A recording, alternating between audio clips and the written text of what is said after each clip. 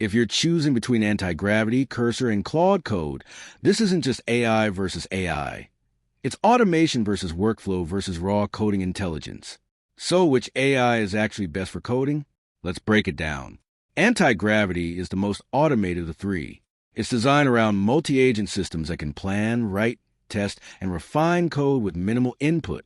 You can literally describe what you want, and multiple AI agents collaborate to build it. But here's the catch. It's still evolving. Performance can vary, and it's more dependent on cloud infrastructure and usage limits. Cursor takes a different approach.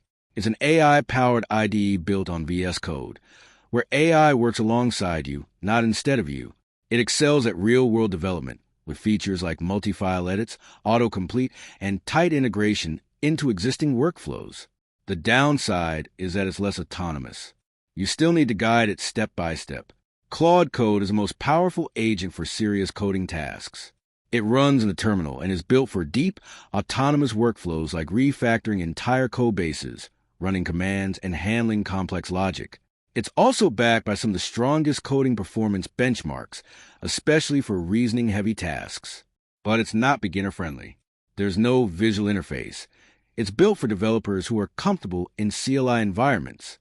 So the real difference is this. Antigravity automates coding.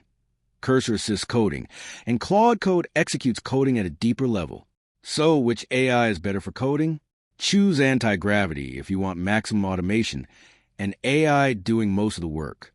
Choose Cursor if you want the best day-to-day coding experience inside an IDE. Choose Claude Code if you want the strongest raw coding power and autonomy for complex tasks. Bottom line, there's no single winner. But if you're talking pure coding ability, Claude Code is currently the strongest. For most developers, though, Cursor is the most practical, while Antigravity is the most futuristic, showing where AI coding is heading next. Thanks for watching. Don't forget to like and subscribe for more videos.